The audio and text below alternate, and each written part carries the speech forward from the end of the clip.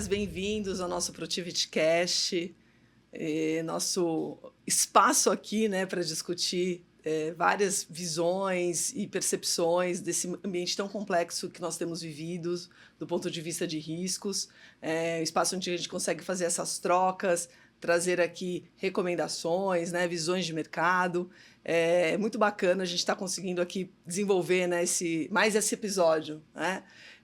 Temos nesse nosso Protivity Cast, né, nessa nossa temporada, nós temos os riscos corporativos como um pano de fundo, né, para a gente dialogar, né, sobre esses desafios, e baseado na nossa pesquisa Top Risks, pesquisa da Protivity junto com a Universidade da Carolina do Norte, essa 13ª edição, em que traz aí um panorama de diversos riscos que nós temos discutido aqui, tanto no primeiro episódio quanto no segundo, e chegamos nesse terceiro.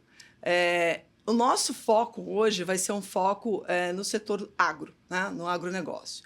Um setor que, por si só, é um setor já muito desafiado, né, desde sempre. Acho que pelo fato de ser o setor de commodities, né, a gente percebe o quanto que a complexidade do dia a dia já é parte da sua natureza. Se adicionando a isso, né, toda essa volatilidade que nós temos, né, dos riscos, e cada vez mais riscos mais complexos e que se entrelaçam, se interligam a cada dia, é muito importante que a gente consiga realmente trazer esse diálogo e a visão também, né, de especialistas para ajudar realmente nesse dia a dia, nesse cenário, como eu disse, cada vez mais complexo e desafiador. Eu sou Heloísa Macari, diretora-geral da Protivity aqui no Brasil, e tenho a honra hoje de receber 2 convidados para discutir, né, o setor agro. O primeiro convidado é o Massa, né, o Masamitsu Iko. Bem-vindo, Massa, que bom que você está aqui com a gente, diretor de compliance da Bunge. Depois você já se apresenta só um pouquinho. Daniela Coelho, a nossa diretora de riscos da Protivity. Muito prazer ter você também aqui, Dani, acompanhando, né, essa nossa temporada aqui, né, do Protivity Cast. Então, voltando aqui para o Massa, por favor, Massa, se apresente aqui para os nossos convidados aqui online. Bom, muito bom dia a todos vocês. É um prazer enorme estar aqui participando desse Protivity Cast. Uma honra estar com 2 personalidades aí, a Dani e a Elo aqui, fazendo esse podcast, falando um pouquinho sobre esse setor do agronegócio, como a própria Elo já mencionou. É um setor bastante pujante na economia brasileira, e não só na brasileira, mas com uma representatividade muito grande no mercado global, né? Meu nome é Masamitsu Alberto Iko, mas todo mundo me chama de Massa, porque Masamitsu é bem complicado, né? E Alberto ninguém vai me conhecer, se falar o Alberto da Bunge ninguém vai saber quem é, então é Massa, tá? Massa, mais fácil, todo mundo consegue falar. Eu sou diretor de compliance da Bunge para a América do Sul, né? A Bunge tem uma área de compliance global, eu sou o responsável aqui pela operação na América do Sul. Estou ali na Bunge já há um pouquinho de tempo, né? No agro eu trabalho há 35 anos, dentro de compliance. Que já maravilha. Fiz 12 anos de compliance, então estou desde o início do programa, desde a elaboração do primeiro código de conduta, da implementação do canal de denúncia, de todo o rollout do programa para a América do Sul. Então tem um pouquinho de tempo aí nesse mercado, vamos dizer, do setor agrícola, né? E hoje a grande responsabilidade nossa, é lógico que engloba também essas questões relacionadas a riscos, focados muito mais na questão de compliance, mas a gente, como compliance, a gente tem aquela visão um pouco mais holística, abrangente, em que a gente está sempre gerenciando e tentando mitigar todos os riscos da companhia, sempre focando dar suporte ali às áreas de negócio, né? Ah, que bacana. Muita experiência, muitos anos, né, Massa? Praticamente uma vida aí, né, profissional dedicada, né, ao setor. Que bacana. Exatamente. Na realidade, eu comecei desde pequeno, vamos dizer assim. Eu estava na faculdade quando eu entrei no grupo, trabalhei durante 10 anos numa das divisões de fertilizantes, depois... Por um breve período eu saí do agro ali, foi uma questão de 1 ano fora do agro, depois eu voltei e já no total são 35 anos ali dedicados ali ao setor agro ali, sempre dentro dessas áreas de controle, né, controladoria, sempre nas áreas mais focadas ali em auditoria, controladoria e compliance. Né? Muito bem, temos muito então para explorar aqui do teu conhecimento. Dani, quer se apresentar, por favor? Sou a Daniela Coelho, sou a diretora responsável pelas soluções de gestão de riscos e continuidade de negócios aqui da Protiviti. Como a Elo e o Massa falaram, a gente vai falar aqui sobre o agronegócio, que é um setor super relevante para o nosso país e que acaba sendo muito impactado por alguns dos riscos que a gente viu presente aí na pesquisa. Mas eu acho que nem tudo tem que ser má notícia, né? Acho que dá para a gente falar de algumas oportunidades hoje aqui também. Muito bem, Dani, bem lembrado, né? Quando a gente fala de riscos, é sempre importante a gente trazer aqui que o grande desafio é a gente entender como que a gente explora de fato essas oportunidades, né? Os caminhos que levam, né, à evolução. Uhum. E a gente até sempre fala, né, Dani, nas nossas vários treinamentos, né, de riscos, o principal risco é aquele que você não conhece, né? Então, é importante conhecer e tirar o melhor proveito, né, as melhores oportunidades desse cenário.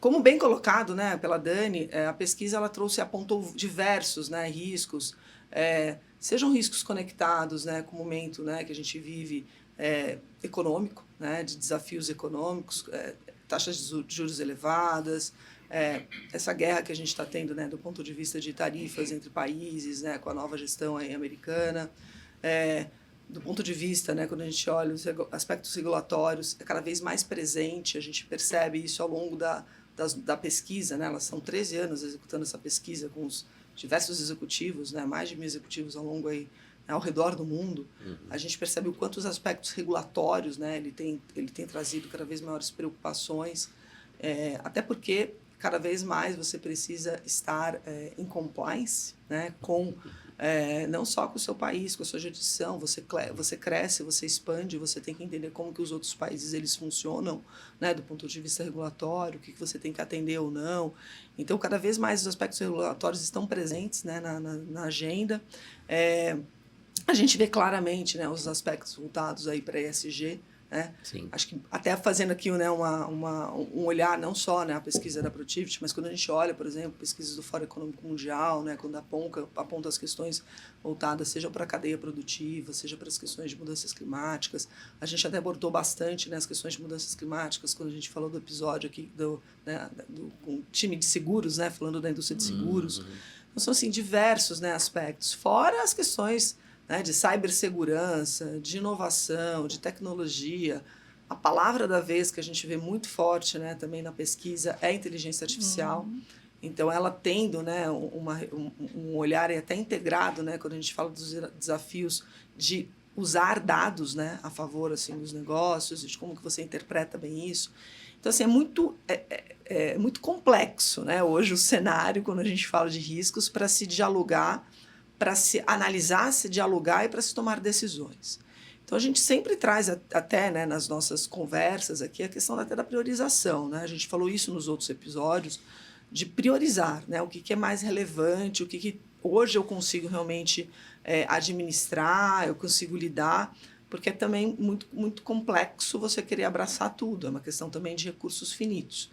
Por isso que é importante também esse assunto estar sempre na agenda, né? nas agendas estratégicas, né? Das indústrias, né? Das organizações. Bom, trazendo um pouco desse panorama, né? Eu acho que até para priorizar, né? Então a gente olhando, né, a indústria, né, a agro, esse setor super pujante, né, no Brasil, queria trazer aqui um pouquinho aqui, Massa, a questão regulatória, né? O quanto que até olhando assim sobre os aspectos de ESG, né, o quanto que a indústria agro ela tem o potencial também de transformar, né, por meio de ESG.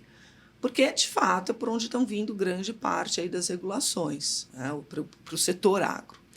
Como que você tem visto, né, como que a Bunge tem visto, como que tem lidado, né, cada vez com essa quantidade maior de exigências, né, com essa dimensão maior, né, de aspectos regulatórios que tem que ser atendido, até porque a Bunge está presente aí em mais de 30 países. Né? Então, é importante, é muito importante, né, esse assunto do ponto de vista também de compliance.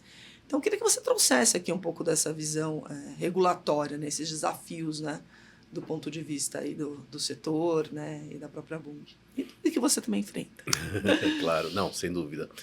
Antes, só fazer um disclaimer aqui para vocês, em relação aos comentários que eu vou fazer aqui, são sempre opiniões pessoais, nem sempre representam as opiniões da empresa, mas sempre alinhado, na realidade. Bom, a questão da questão regulatória para as empresas, principalmente do agronegócio, multinacionais, que são grandes exportadoras, é um desafio bastante grande e ele tem aumentado. Isso eu vou dizer que tem esse crescimento nesse desafio em função até dessa questão regulatória que tem aumentado a sua complexidade, principalmente a comunidade europeia.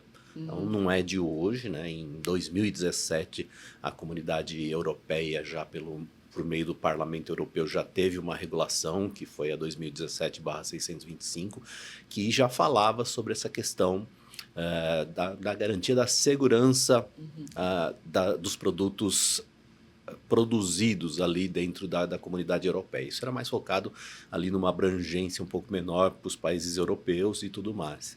Mas o que se mais fala hoje e que é uma questão bastante complexa para as empresas do agronegócio que são exportadoras é a famosa EUDR, né, que eles falam que é a lei do desmatamento até, e que vai exigir de todos os produtores, de todas as agroindústrias, de todos os exportadores que fazem operações com a comunidade europeia, que tenha uma rastreabilidade dos produtos que vão ser exportados. E a gente está falando de produto agrícola, né? Sim. Então, é uma questão que, em termos de volumes, é uma coisa bem grande. Então, a complexidade com que a gente vai fazer e garantir a rastreabilidade desses produtos já começa por aí o nosso desafio. Como é que a gente vai estar em compliance ou vai estar de acordo com essas questões regulatórias? Quais são as estratégias que a gente pode adotar para estar em compliance, para estar em conformidade, atendendo essa legislação europeia com riscos claros de você não fazer mais negócio com a Europa, com a comunidade europeia, em função de não cumprimento dessas exigências que vão ali na questão muito focada na questão da rastreabilidade. E quando a gente está falando da rastreabilidade do produto, a gente está falando em questões relacionadas não só à questão de qualidade de produto, mas sim qualidade, direitos humanos, corrupção, entra todo o escopo da ESG ali. Sim. Entra ambiental, entra social, entra a questão de governança. Porque ele está querendo saber se o produtor rural que está plantando aquele grão ali, aquela semente que está sendo utilizada, se aquele produtor ele não está envolvido num escândalo de corrupção. Se aquela terra ali, não é só a questão se ela foi desmatada depois de 2020, né? Porque essa é a data corte que eles colocaram lá como 2020, né? Se aquilo não foi plantado, não é só aquilo. Ele quer saber se o trabalhador que está lá na fazenda dele também é uma pessoa que tem condições de trabalho de acordo com todas as legislações de combate a trabalho análogo à escravidão, tem condições ideais de trabalho. Então, são uma série de exigências que vão ser feitas para os exportadores. E aí começa o nosso grande desafio. A cadeia do agronegócio ela é complexa. Ela começa ali do produtor, ali na fazenda, que é o primeiro elo da cadeia, é o produtor rural. Aí depois a gente tem os produtores de insumos, que é o fabricante de agroquímicos, que é o fabricante de fertilizantes, é tudo aquilo que se aplica dentro da fazenda, né? Os implementos agrícolas e tudo mais. Depois você tem a agroindústria, que faz a transformação, justamente somos nós somos uma agroindústria. A gente compra o grão ali, compra o produto do fazendeiro e vai transformá-lo para posteriormente fazer a exportação, mesmo que seja um beneficiamento. A gente pega o grão, que é a soja, faz um beneficiamento e exporta. Ele nunca é exportado tal e qual sai da fazenda. Depois a gente tem a parte de distribuição, logística e distribuição, que é todo o processo ali de armazenagem, de distribuição, de levar isso para o porto e tudo mais. E e a gente tem a área de atacado varejo, que aí é a distribuição final mesmo. Então, toda essa complexidade dessa cadeia, a gente vai precisar estar rastreando.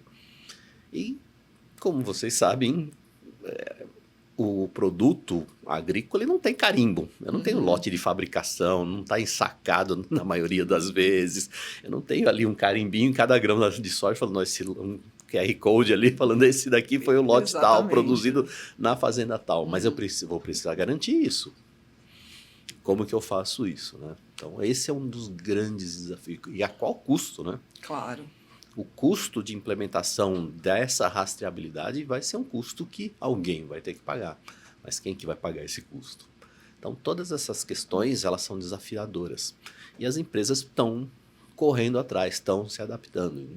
Nós, dentro da companhia, a gente tem uma estrutura focada justamente em analisar todo esse processo para ver como é que a gente vai fazer toda essa rastreabilidade, começando lá do produtor, olhando o produtor, fazendo um due diligence do produtor, vendo e acompanhando toda essa cadeia até ele embarcar no navio e chegar no destino final. E para você, por exemplo, você carregar um navio de soja, hoje um navio de soja, por exemplo, são 60 mil toneladas. São mais de 1.000 caminhões de 54 toneladas para você encher o navio, né? Então, é muita coisa. E a gente precisa garantir essa rastreabilidade desse grão. Então, é um desafio bastante grande. E aí vai muito naquilo que você falou, que a gente vai entrar na utilização da própria inteligência artificial, da internet das coisas, blockchain, tudo isso vai suportar, né? Então tem uma série de desafios que a gente vai ter que implementar, mas que já estão sendo mapeados, né? Isso tudo começou justamente olhando aquilo que é o beabá, por onde a gente sempre começa, que é olhar quais são os nossos riscos. A gente fazer um adequado mapeamento de risco, identificando quais são os principais pontos onde que a gente vai precisar estabelecer controles. E de cada um desses pontos, por exemplo, eu tenho que fazer a due diligence do meu fornecedor, do meu fazendeiro. Então, como é que eu vou fazer isso? Quais as ferramentas? Quais são os principais riscos que eu quero mapear? Então, começa lá desde o comecinho, passo a passo, olhando desde como é que dali vai sair lá para o nosso silo de armazenagem ou nosso terminal portuário, como é que é esse transporte, como é que eu vou garantir essa rastreabilidade, o que eu vou usar, quais ferramentas, quais sistemas. Então, é todo esse processo que eu tenho que, quer dizer, nós já fizemos boa parte disso, já está praticamente implementado. A gente criou uma estrutura específica para olhar o que a gente chama de supply chain compliance. Então, a gente vai ter uma área que vai estar olhando isso. Isso não é uma coisa que faz uma área só, não é compliance que vai fazer sozinho. Isso é um esforço de diversas áreas, que engloba sustentabilidade, engloba compliance, engloba jurídico, engloba a própria parte de operações, né, que é a parte de comercial, de originação da soja, a parte de armazenagem. Então, engloba diferentes áreas, né? Até a própria área administrativa, né? Porque entra questões de crédito, entra questões relacionadas até o comportamento do produtor como pessoa jurídica, ali, como entidade legal. Então, entra muitas áreas nesse processo. Então, é um esforço de toda a companhia e todas as empresas do agro que são grandes exportadoras, né? A gente pega, por exemplo, no nosso caso, o nosso maior faturamento é de exportação. Sim. Hoje em dia nós temos lá 60% da nossa receita vem de exportação. E o mercado europeu, sem dúvida, ele é importante. A gente não pode ficar de fora. Independente de que fala, não, a China está crescendo muito, nós somos empresa americana, então tem os Estados Unidos, mas mesmo assim dependem. A gente tem uma dependência da Europa e não podemos ficar fora da Europa. Então todo esse processo a gente precisa ter ele mapeado adequadamente, precisa ter identificado esses riscos principalmente. E esse é um dos grandes desafios que a gente tem enfrentado e que todas as empresas do setor que são exportadores, né, porque isso vai para todos os produtos agrícolas, estão passando nesse momento. E até acho que é um ponto bem interessante, né? Você traz essa questão, né? Poxa, as empresas que são exportadoras, porque você tem que atender regulação do país para qual você tem que exportar. mas de certa maneira acaba impactando também, influenciando o mercado local.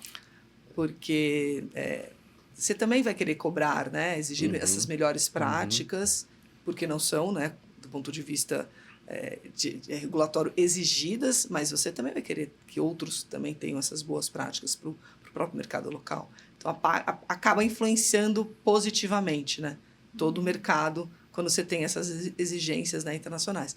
Você colocou um ponto muito relevante, que é a questão do custo. Né? Quer dizer, quem vai pagar essa conta? Né? E por muitas vezes, né, se entendem que regulação é custo. Né? Então, tem também esse desafio, né, de trazer um olhar também para demonstrar, né, o quanto que depois você pode trazer de impactos positivos, né, adotando, né, estando em compliance com essa regulação. Esse é um desafio grande, né, justamente de você conscientizar a sua cadeia. Você falou 2 pontos aí bastante importantes, que é a questão de que isso daí vai trazer um movimento em que as empresas, por exigirem isso da sua cadeia, a sua cadeia também precisa elevar o nível de aderência a essas questões de sustentabilidade, de corrupção, de governança, de direitos humanos. Tudo isso vai ser exigido da nossa cadeia. Então, de uma certa forma, isso traz um aprimoramento ou pelo menos uma conscientização maior de toda a nossa cadeia produtiva, que é complexa, como que eu mencionei para vocês. E não é uma cadeia curta, é uma cadeia longa, com bastante players, com bastante complexidade, eu diria, com um nível ainda de conscientização sobre essas questões que ainda deixa um pouco a desejar.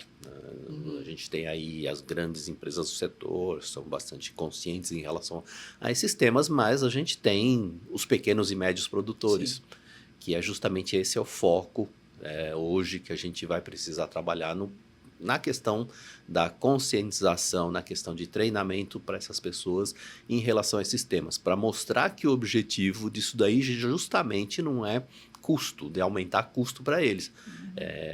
Vai ser um trabalho de convencimento, de falar, olha, isso é importante que vocês façam, né? Assim como qualquer política e controle que a gente implemente. A gente precisa primeiro focar na questão de quão importante é aquele controle, aquela política. Por que nós estamos implementando aquilo ali? E não simplesmente a gente está implementando porque é uma burocracia e eu quero. Exatamente. A gente tem que mostrar quais são os riscos, o que ele vai trazer de benefício para esses produtores, para esse pequeno e médio produtor, para a própria agroindústria e para o país como um todo. Então, esse é um dos grandes desafios aí com a implementação. É a mesma coisa que a gente sempre fala, né? Por que estão implementando esse tipo de coisa? Lá no passado, eu gosto de usar um exemplo, uma analogia que eu sempre faço, até quando eu dou as minhas aulas, em relação ao uso do cinto de segurança. Né? Eu sou da época que não se usava cinto de segurança, né? Então, todos nós aqui somos. Então, a gente andava no carro sem cinto de segurança. Aí depois veio a lei de obrigatoriedade de utilização do cinto de segurança. E com essa questão da obrigatoriedade, as pessoas falava, mas por que eu tenho que usar cinto de segurança? Eu nunca usei na minha vida, eu sempre dirigi carro sem utilizar o cinto de segurança. Mas passou a ter o quê? Ter controle, né? Ter a fiscalização ali, tinha multa, tinha uma medida disciplinar ali. Tem que pagar a multa. Aí começa aquela questão da indústria da multa. Mas eu acho que aí as autoridades de trânsito começaram a fazer aquelas campanhas, né? Da utilização que o cinto pode salvar uma vida em caso de um acidente. Então, estava mitigando o risco. Sim. E isso que muitas vezes não estava claro para as pessoas, e então foi feita uma série de campanhas de conscientização para falar, olha, tem um propósito, tem um benefício você usar o cinto de segurança. Pelo menos hoje eu tenho a consciência de que o cinto de segurança pode salvar a minha vida, eu utilizo sem pensar. Então, é esse tipo de coisa que a gente precisa passar para os nossos produtores, né? Até quando eu faço treinamentos dentro da companhia sobre um novo procedimento, um novo controle, eu tento falar qual que é o benefício, para que serve essa política, o que ela vai te trazer de bom, o que ela está mitigando, né? Então, isso tem que estar muito claro para todo mundo. E eu acho que o nosso trabalho como empresas grandes do setor é justamente conscientizar a cadeia produtiva sobre essas questões relacionadas ao qual o benefício que ele vai ter, qual o risco que está sendo mitigado a partir do momento que eles estiverem em compliance com essas questões regulatórias. Né? Muito bem. Um ponto que eu quero destacar de muita coisa muito interessante, acho que para quem está assistindo, né, acho que tem muito aqui a tirar de ideias, né, para poder aplicar. Um ponto que eu quero tirar diz respeito às questões de direitos humanos. Né? E aí, Dani, como que você enxerga? Né? Porque, do ponto de vista de exigências regulatórias, né, acho que a gente explorou aqui bastante, mas acho que isso vai além, né? Vai além do que a regulação ela exige que você realmente tenha, né, que cumprir. Passa também pelos próprios consumidores, né? E aqui a gente pode ser o consumidor pessoa jurídica, né? A gente não está falando somente a pessoa física. Como que você enxerga, né? A questão de direitos humanos, ela está, de fato, né, com um holofote e tendo evolução no setor, ou simplesmente é algo que está sendo dito e não estamos vendo, do ponto de vista, né, do consumidor, essa evolução? Qual que é a tua visão, percepção aí do que você tem visto aí também nos clientes do agro? A gente é só abrir jornal de tempos em tempos, a gente vê notícias, né, falando sobre a violação, né, dos direitos humanos. A gente tem isso em vários setores. Né, quando você falou bastante, né, da questão dos fornecedores, muitas vezes não é a empresa que faz ali que viola isso, mas é o seu fornecedor, o seu parceiro. Então, esse entendimento, como você falou, de fazer as diligências, é importante para que a gente entenda se os fornecedores, se toda a cadeia está alinhada, né, com esses valores, com essas regras. Tem uma questão regulatória, legislação, mas o ESG ele não se prende, né? Você citou o ESG, ele não tem que se prender às questões regulatórias. Existem boas práticas, existe aquilo que a empresa quer causar de impacto para o mundo, para a sociedade. Ela depende de uma cadeia, ela se beneficia dessa cadeia, então é importante que ela entenda se essa cadeia está sendo tratada da forma que deveria. Eu entendo que houve uma evolução quando a gente começa a trazer esses assuntos à tona, quando a gente joga a luz e vê muitas empresas buscando fazer ali auditoria de fornecedores, fazendo análise dos riscos de fornecedores, até porque existe um número bastante relevante de tipos de riscos que esses fornecedores podem trazer. Então, é muito importante entender, de acordo com a categoria daquele fornecedor, de acordo com que tipo de produto ou insumo que ele te fornece, quais são os riscos associados a isso. Então, esse movimento de se trazer essa preocupação e esse olhar para a cadeia de fornecedores, eu vejo que tem sido incorporada nas empresas, mas, infelizmente, a gente ainda vê casos de maus tratos, de abusos, então a gente ainda não está, né? A gente está longe ainda de estar no momento ideal, e a gente vê muito os consumidores atentos a isso. A questão das redes sociais, eu acho que traz um foco muito grande, as pessoas cobrando diretamente as empresas do porquê que ela não se posiciona, esperando uma resposta. Então, é importante as empresas ficarem atentas, porque isso tem uma questão até reputacional, uma questão de valor de marca que pode se perder. Então, essa imagem que você pode ter junto ao seu consumidor, ao seu cliente, e aí pode ser o consumidor final, ou pode ser a empresa B2B, né? Ou ser uma outra empresa que está comprando esse produto de você. Então, tem que estar na agenda quando a gente fala de gestão de riscos. Gestão de riscos a gente não faz olhando só para dentro de casa, e sim incorporando a cadeia toda. Por isso esse grande desafio do setor, né, que você trouxe, Massa, porque são muitos entes, né? É uma cadeia, como você disse, longa. Exato. Então, é uma complexidade maior. Eu acho que assim, essa questão de direitos humanos dentro do agro é ainda uma questão muito sensível, como a Dani falou. Se você pegar aquelas listas do Ministério Público do Trabalho, de trabalho análogo à escravidão, né, das listas dos violadores, se você olhar As últimas publicações dessa lista, as últimas atualizações, você vai ver que 60 a 70% das empresas listadas são do agronegócio. Então, é uma questão ainda bastante sensível. E é justamente pela complexidade da cadeia. Você vai ver que a agroindústria ali aparece, algumas, não vou falar que não aparece, mas aparece. Mas você vai ver que tem muita fazenda, muito produtor. E aquilo impacta diretamente a essa nossa questão relacionada à pergunta anterior, ao tema anterior que a gente estava mencionando, que é a questão da própria legislação europeia, porque não é a questão só ambiental que eles vão estar olhando. No nosso due diligence, a gente vai ter que olhar essas questões relacionadas a direitos humanos.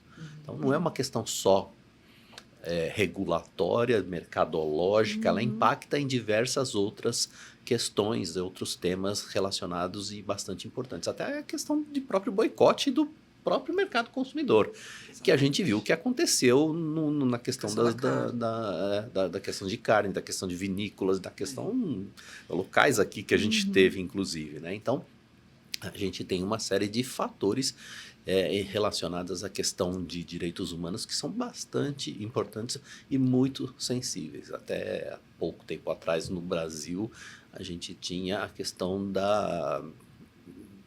do mercado de açúcar e bioenergia, que utilizava a mão de obra para corte de cana. Nós tivemos usinas no nosso negócio há um tempo atrás, hoje a gente não tem mais, e a gente sabe qual que era a grande dificuldade ali no corte de cana. O corte hoje de cana, pelo menos no estado de São Paulo, hoje é 95% mecanizado. Esses 5% são áreas em que a máquina não consegue ir, então ainda se mantém o corte mecanizado, manual. Mas hoje, por uma questão até de legislação grande, percentual é mecanizado, não é mais manual. Que era uma questão, ali vamos dizer, um trabalho muito difícil para fazer manualmente. E as condições que muitas das fazendas utilizavam ali eram realmente bastante precárias, né? Então, não só a questão só do trabalho em si ali no campo, porque ele já está na frente de trabalho. Ele já está lá num ambiente que já não é propriamente dito dentro de um escritório com ar-condicionado. Ele está trabalhando numa frente de trabalho numa fazenda. E se você não der condições mínimas de trabalho para esse trabalhador, é uma questão quase realmente análoga à escravidão. Então, você, com as novas legislações, você precisava dar uma área de descanso com um trailer, com banheiro, com água potável gelada. Então, tinha uma série de exigências que eram feitas para dar condições mínimas de trabalho, fora os alojamentos. Muitas dessas pessoas a gente sabe que não são pessoas da região. Eles vêm de outros estados para trabalhar e ficam normalmente durante o período da safra e depois vão embora para suas regiões. Então, tinha a questão de alojamentos, tinha dos famosos que chamavam os contratantes de mão de obra, os gatos que a gente falava, né? E essas pessoas nem sempre davam condições adequadas. Então, cabia às empresas contratantes fazer esse processo de garantir que essas condições fossem boas. Mas nem sempre todas as empresas faziam, né? Você vê um avanço, né? Quer dizer, acho que isso demonstra que com regulações, legislações, fiscalizações, se teve realmente, é possível ter um avanço, né? Acho que esse é um exemplo bem interessante que você trouxe. Mas tem algumas questões até culturais e familiares. Eu já ouvi relatos de pessoas que trabalham no setor que falam, olha, às vezes meu produtor ali, a gente está falando de uma família, e é comum, você envolve as crianças ali no dia a dia, né? Então, muitas vezes não se tem essa visão de que isso poderia ser um problema, porque já vem uma questão cultural, é cultural, vem de muitos anos, então não é tão simples também resolver, né? Sim. Não é tão simples, eu acho que é uma questão de conscientização. Agora, as grandes, por exemplo, no setor de açúcar e bioenergia, hoje ele é dominado por grandes empresas, tem grandes multinacionais que atuam no setor, e essas sim, elas garantem essas condições de trabalho, né? Elas, na realidade, elas profissionalizaram muito o setor. É uma coisa que veio para realmente melhorar e aprimorar esses controles e essas condições para as pessoas nesse processo. Então, essas grandes empresas hoje investem muito nessa questão dos controles, na questão de dar condições adequadas de trabalho para os trabalhadores, né? No final é o papel, até um papel social, né, que as Exatamente. organizações elas precisam Exato. realmente assumir, né, Uhum. internalizar que tem e que faz com que realmente mudanças impactem não só, né, as pessoas Exato. que estão ali, né, nessa rede, né, de colaboração, mas também melhora e evolui, né, as condições da própria organização. Então, Sim. é um ganha-ganha que você tem aqui, né? Acho que foi muito interessante explorar esses exemplos, né, desse setor específico, né? Acho que foi interessantíssimo. Um ponto, acho que quando a gente não pode deixar de falar, quando a gente fala em ESG, são das questões ambientais. Até porque cada vez mais a gente vê as mudanças climáticas, elas de fato impactando, né? E elas sendo cada vez mais frequentes, né? A gente vê incêndios, a gente vê enchentes, a gente né, terremotos, né? Então assim, cada vez mais a gente vê realmente esses impactos, você não conseguindo ainda se recuperar de um e já entrando, né, em algum outro evento né, de impactos significativos. Quer dizer, como que o agro ele tem, por mais que seja, né, eu falei até aqui no começo, né, um setor, eu acho que vive com a volatilidade, né, acho que da sua própria natureza, como que o agro tem lidado, né, também com as questões, né, de mudanças climáticas e com esses impactos tão frequentes que têm acontecido. Esse é um outro grande desafio, né? Até porque as condições climáticas e essas questões climáticas estão cada vez mais imprevisíveis, né? A gente tem uma maior dificuldade hoje em dia de saber essas questões relacionadas às grandes catástrofes climáticas que podem acontecer. Mas é justamente utilizando tecnologia, utilizando metodologias de gerenciamento de risco, né? Aí vai muito no que acho que a Dani até pode explorar um pouco nessa questão de gerenciamento dos riscos climáticos. Hoje em dia, qualquer produtor, qualquer empresa que lida com o mercado agro, ele tem metodologias, tem instrumentos, tem ferramentas justamente para gerenciar riscos. Ele já de antemão, ele já vai prever se vai ter uma condição de chuva muito intensa, se vai ter uma condição de seca muito intensa. Essa é uma das estratégias que a gente precisa ter dentro do setor agro. Ter um gerenciamento adequado desses riscos focados nessa questão climática. Então, isso é hoje, não digo pequeno, mas pelo menos até o pequeno ou o médio produtor, ele tem esse gerenciamento do risco. Ele sabe quando vai chover, quando não vai chover, qual que vai ser a temperatura. Ele tem isso, até porque ele precisa saber quando que ele vai colher. Ele precisa mobilizar mão de obra, precisa mobilizar equipamento, precisa ter combustível, tudo isso ele vai precisar para fazer a colheita. Se chove muito, ele não colhe, né? Se chove pouco também, porque ele quer manter ali a lavoura por um pouco mais de tempo, porque não deu o tempo necessário para que ela crescesse. Então, todos esses temas são bastante importantes para o setor agro. Outra questão aí que é realmente importante é a questão de diversificação. É uma estratégia de diversificação. Eu digo até diversificação não só na questão de culturas, mas também na questão de diversificação geográfica.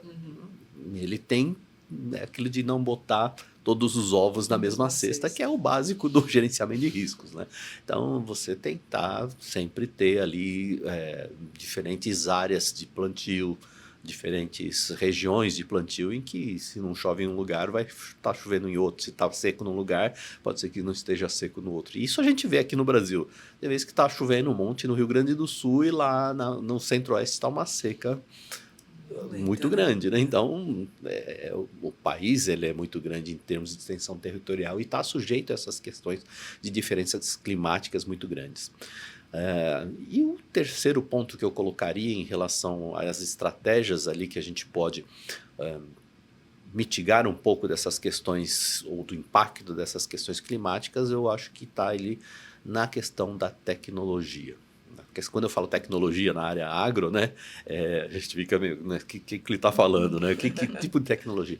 São tecnologias, por exemplo, na questão da agricultura de tecnologias de agricultura regenerativa, e você dá melhores condições de tratar melhor a sua terra, de tratar melhor a sua propriedade, de utilizar técnicas, por exemplo, como o plantio direto, em que você não vai prejudicar tanto a terra, né? O plantio direto, para quem não é do agro, né, é a questão de você não ficar fazendo aquela... revolvendo muito a terra para o plantio, né? Na realidade, você só faz ali, revolve a terra onde você vai botar a semente e depois não mexe mais na terra. Utilizando ali a cobertura vegetal para proteger a terra e para manter a fertilidade do solo, né? Fazer o que eles chamam, você já deve ter, quem assiste Globo Rural já deve ter visto as agroflorestas, né? Que tem a integração de diversas culturas, mantendo até a floresta nativa com plantação no meio, né? Então, uma série de questões ali que a gente pode utilizar. E também tem a questão de tecnologia mesmo na produção ali de insumos, de sementes hoje, né? Vocês devem ter visto ali o Ike Batista com a Supercana, né? E a Embrapa faz um trabalho espetacular em relação à questão do desenvolvimento de sementes aqui no Brasil. Se você pegar a produtividade agrícola no Brasil, quando eu comecei a trabalhar, a gente falava lá de 20 a 25 sacas de soja por hectare. Essa era a produtividade média do Brasil, em termos de ali na região do Rio Grande do Sul, mais ou menos assim. Hoje a gente está falando de 75, 80 sacas. 30 anos depois, olha o Então, quanto evoluiu, né? Então, você vê como que a produtividade cresceu em termos de... É a mesma terra, na realidade, mas é a questão da utilização eficiente dos recursos. Né? Manutenção dos recursos hídricos, que é um ponto bastante importante, né? E tecnologia mesmo de desenvolvimento de produtos, de aplicação, de tudo mais, que vão fazendo essa produtividade crescer. Mesmo pegando a produção agrícola, cresceu de uma forma absurda, mais de 500% nesse período. Então, é uma questão que a gente tem essa condição aqui ainda de fazer isso, né? Então, é importante. São pontos bastante importantes, mas que a gente consegue. A gente tem estratégias para que isso seja mitigado, que essas condições climáticas, a gente tenha uma previsibilidade maior, que a gente tenha utilização de metodologias, de tecnologias. Então, tudo isso vai, ali, de uma certa forma, mitigando esse risco. Tá? Mas eu vejo que essa questão climática ela é fundamental e a gente vê em algumas situações ela já tendo até sido materializada, né? A gente está gravando aqui no fim de março, daqui a pouco é Páscoa, e a gente estava até comentando, né, sobre o preço aí do chocolate, o preço do cacau no mercado internacional, se eu não me engano, triplicou. Houve uma redução da oferta por conta dessas mudanças climáticas, né? Teve um impacto ali na produção em alguns países africanos. Isso fez esse preço triplicar. Então, isso impactando no valor do chocolate, consequentemente nos ovos de Páscoa. Então, a gente vê que tem um impacto real em algumas situações. E eu acho que alguns pontos que você trouxe, Massa, a gente pode também conectar com a questão da resiliência, né? A questão e isso ser algo estratégico para a empresa, para o negócio. Porque quando você fala de ter uma diversificação, né, isso pode reconfigurar as cadeias de fornecimento, não só no Brasil, mas também no mundo. Então, isso é importante a empresa ter essas opções, conhecer essas possibilidades de resiliência para minimizar esses impactos, de fato. Até falando, né, de resiliência, hoje a gente deve ter, acho que, mais de 50 conflitos, né, no mundo. Acho que pós-Segunda Guerra, acho que é o momento que a gente está vivendo, acho que mais conflitos ao mesmo tempo. Pegando só o exemplo aí, acho que de Ucrânia e Rússia, quanto que isso também não trouxe impactos, né, para o setor, né? A gente falou de fertilizantes, falou lá atrás de trigo. Então, quer dizer, o quanto que, né, a questão, né, de você estar antenado, né, ao que está acontecendo, então ter essa visão ampla, né, dos riscos, o quanto que a resiliência não é relevante. Porque isso pode, de fato, quebrar uma cadeia. Né? Quando se fala do trigo, aqueles que são realmente as indústrias, né, que dependem da importação do trigo, se elas não tiverem alternativas, né, não tiverem essa resiliência, o quanto que isso não pode impactar o seu negócio. Dani, você tem alguns alguns pontos aí para trazer de insights, né, para quem está aqui assistindo? Não, esse dado que você fala está até na nossa pesquisa, na versão detalhada, dá para o pessoal conferir, que de fato 2024 acabou com 50 conflitos envolvendo mais de 90 países, então é muito país envolvido. Exatamente. Então, isso tendo impactos reais e, como você falou, essa guerra da Ucrânia, ela trouxe ali uma preocupação com fertilizantes, que é um insumo importantíssimo para o agronegócio. A gente teve as questões aí do trigo. E eu vi um outro estudo também que falava muito sobre a falta de colaboração dos países. Os países hoje numa linha de que está cada um por si, né? Então, a gente tem perdido muitas colaborações, inclusive colaboração acadêmica. Eu lembro que um evento do ano passado que a gente teve sobre riscos, o nosso palestrante falou, ele deu esse exemplo que esses intercâmbios relacionados à academia, à ciência, eles estão assim, reduzindo absurdamente e a gente perde.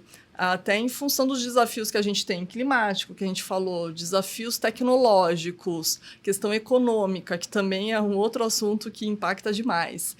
Então, de fato, a gente está num momento bastante crítico e essa busca por resiliência, incorporar isso nas estratégias da empresa vai ser fundamental para poder lidar, né, com este momento tão instável que a gente está passando.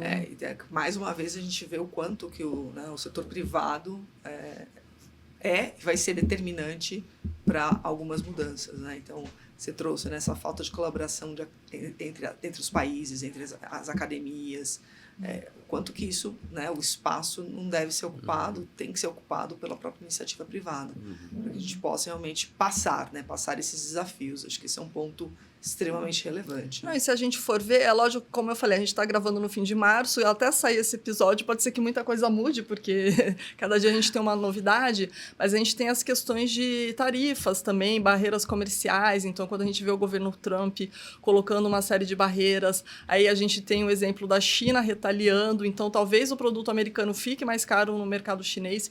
Isso pode ser uma oportunidade, a gente falou, né, que risco e oportunidade podem ali caminhar de mãos dadas, então de repente pode ser uma oportunidade também para o produto brasileiro ocupar esse espaço.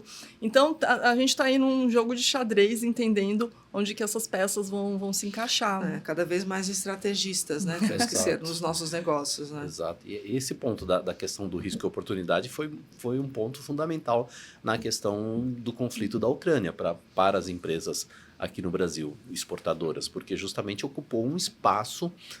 A Ucrânia é uma grande produtora também de grãos e o que aconteceu? Teve uma migração ali da demanda que era suprida pela Europa justamente pelo produto brasileiro. Então, para nós, assim como empresa, foi interessante esse movimento, né? Agora, lógico, teve também os impactos negativos em relação à questão do aumento do custo, principalmente da questão do fertilizante, aqui para os produtores nacionais, que teve essa elevação, sim, dos custos. Não chegou a ter um problema de escassez de produto, porque as empresas aqui estavam, vamos dizer, com estoques adequados ali, conseguiram de uma certa forma manter o fornecimento de fertilizantes no Brasil, mas teve sim uma elevação de custos do produto para os produtores. Isso sem dúvida aconteceu, né? Quando você trouxe, né, a cadeia longa, né, do agro, e quanto que isso vai ser desafiador, né, para as questões regulatórias, né, do ponto de vista de você fazer todo o monitoramento, né, e garantir essa cadeia. Você trouxe aí, né, a questão da relevância, né, da tecnologia. Como que tem se trabalhado as questões de inteligência artificial, né, dentro do setor, né, visto que, de fato, é a palavra da vez, não só modismo, a gente vê realmente os impactos acontecendo dia após dia, né, pensando em produtividade, eficiência, um pouco também, claro, né? Não um pouco, mas também inovação. Então, como que isso tem sido aplicado aí, esses riscos têm se transformado de fato em oportunidades dentro do setor? Eu acho que assim, todas as grandes empresas, elas estão focadas muito nessa questão da utilização da inteligência artificial dentro das suas próprias empresas e focando sempre nas suas cadeias produtivas, né? Não só dentro da utilização interna, com as questões relacionadas ao próprio, a questão do rastreamento que a gente mencionou logo no início da nossa conversa.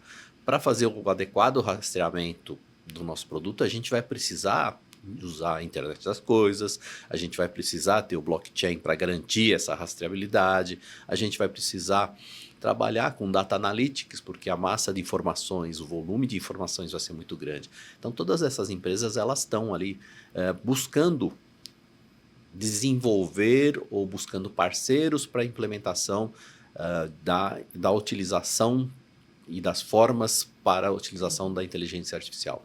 Isso, vou dizer, para os médios e pequenos já é uma realidade não tão clara, talvez, né? Até porque tem uma certa dificuldade de acesso.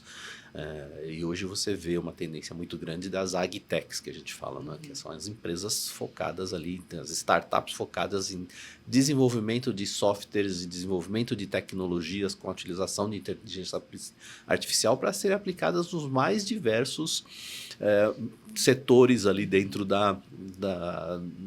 agronegócio. Então, desde questões financeiras até questões de produção, que hoje as plantações, a colheita hoje é toda feita via georreferenciamento. Sim. Não tem mais colheita como era feita no passado. Ainda não tem, não posso garantir, mas as grandes fazendas, os grandes produtores hoje fazem tudo por georreferenciamento.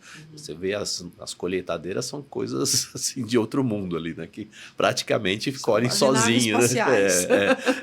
O cara que opera aquilo ali, ele tem cursos de operação e assim, ele está dentro de uma cabine ali com joystick, né? Não é nem um volante, é um joystick, né? Que ele controla aquilo lá. Então, a utilização está sendo bastante pesquisada, bastante estudada, mas ainda não é uma realidade que a gente encontra em todos os locais. É uma questão ainda que tem uma certa dificuldade de uso, uma restrição em relação ao uso, mas está sendo muito estudado, é uma preocupação em que as empresas, elas olham isso como uma necessidade. Não é que eu quero fazer. Hoje é uma necessidade, vai ser. Não tem como fugir mais, falar, não vou precisar da inteligência artificial. Não tem como falar, aceitar. Não vou precisar. Exatamente. A gente tem que aceitar e tem que saber usar. E, lógico, isso traz o quê? Traz riscos também. O uso traz riscos, a gente sabe. Tudo que é novo tem uma questão de risco por falta de conhecimento, por questões de uso inadequado, por uma questão de falta de regulamentação, traz uma série de riscos envolvidos na própria utilização da inteligência artificial. Ela é boa? É boa, mas tem riscos? Tem riscos, né? A Dani sabe muito bem disso, né? Da questão dos riscos da utilização, mas não tem saída, a gente vai ter que usar. Não tem como a gente falar, não vou usar. A gente vai ter que usar. Isso para tudo, né? Acho que fica aqui uma mensagem aqui para tudo, né? A gente vai ter que encarar e utilizar. A gente está chegando aqui ao fim, né? Parece que a gente começou tem 5 minutos o nosso papo. Queria que vocês deixassem aqui uma reflexão final, né? Sobre, né, o que a gente conversou, os pontos aí que vocês entendem que tem que ficar aí como takeaways, né, pro pessoal. Bom, você quer começar? Não, pode. Então, eu acho que assim, a gente abordou uma série de questões relacionadas aos riscos dentro da pesquisa que foi elaborada, né? Poderiam até falar muito mais, a gente poderia ficar aqui falando um bom tempo mais sobre essas questões do risco, aprofundando em cada uma delas, porque tem muita coisa. A gente consegue dar um overview bastante rápido sobre os principais temas, mas 2 pontos são fundamentais, né? O que a gente mencionou agora, no último tema, que é a utilização da inteligência artificial, isso que eu acho que é um tema que é bastante importante dentro, não só do agronegócio, em qualquer outra área de trabalho. Eu acho que a utilização da inteligência artificial é uma questão que a gente vai precisar trabalhar bastante. Tem os riscos associados, tem. E isso passa por uma questão de regulamentação, passa por uma questão de letramento digital. As pessoas vão ter que saber utilizar. Eu vou ter que saber, você vai ter que saber, o pessoal que vai nascer a partir de hoje vai ter que saber. Eles já vão nascer sabendo, né? Já vão vir embutidos com a inteligência artificial. É mais difícil para nós que passamos, que, pelo menos para mim, que eu venho de uma época da era analógica, eu entrei para digital, né? Eu fui forçado a aprender o digital, então a gente tem que aprender. Então essa questão vai ser fundamental ali para a sustentabilidade do negócio. E quando a gente já fala em sustentabilidade, a gente tem toda essa questão do ESG. Hoje que, por mais que as pessoas falem que que a gente vê tendências ali, meio que falando do enfraquecimento da questão do ESG, de que o pessoal não está focando tanto, mas hoje a gente vê, pelo menos numa complexidade regulatória, pelo menos na Europa, a gente vê isso muito forte, né? Eu mencionei duas questões, que é a EUDR e a questão da regulamentação europeia, mas a Alemanha tem uma específica ali que eles chamam de German Supply Chain Act, que é justamente para as empresas alemãs, ali para manter a rastreabilidade da cadeia, né? E aí volta na questão do due diligence, que a gente vai precisar da inteligência artificial para fazer o due diligence, para mitigar os riscos relacionados aos terceiros, à cadeia produtiva. Então, é tudo muito relacionado, mas são dois pontos aí que eu deixo como uma mensagem. As empresas têm que se preocupar com esses dois temas, além de todos os demais que a gente abordou aqui. Muito bem. Dani? Eu acho que eu falaria sobre a interconexão dos riscos. Eu acho que isso é cada vez mais forte. Eu acho que quem gosta desse assunto é um profissional da área, tem que entender que os riscos estão totalmente relacionados. A gente vê uma questão climática impactando indicadores financeiros, econômicos, isso impacta na cadeia de distribuição. Então, está tudo muito ligado. A gente teve recentemente, e aí saindo até um pouquinho do agro, o incêndio lá no aeroporto de Londres, que teve um efeito cascata gigantesco que impactou globalmente. Então, esses eventos, eles estão acontecendo, a gente vê essa interconexão. Então, acho que esse seria aí a reflexão e a dica que eu deixaria. Muito bem. O papo foi muito bom. A gente podia ficar aqui o dia inteiro conversando, mas a gente tem que fechar. Realmente, né, a integralidade, né, e a integração, né, que a gente tem dos riscos hoje cada vez mais tem que estar realmente na agenda, né? Os impactos, eles são em cascata e em cadeia, né? Então, acho que tem que ter realmente essa visão integrada. Muito obrigada, Massa. Muito obrigada, Dani. Pessoal, muito obrigada por terem acompanhado mais esse episódio do nosso Protivity Cast. Não se esqueça de se inscrever no nosso canal, se ainda não fez, clique no sininho. Temos a nossa pesquisa aí na descrição. Para quem ainda não baixou, baixem, compartilhem com pessoas que vocês acham que possam ser positivamente impactados por ela e continuem com a gente seguindo aqui a nossa trilha de podcasts. Muito obrigada.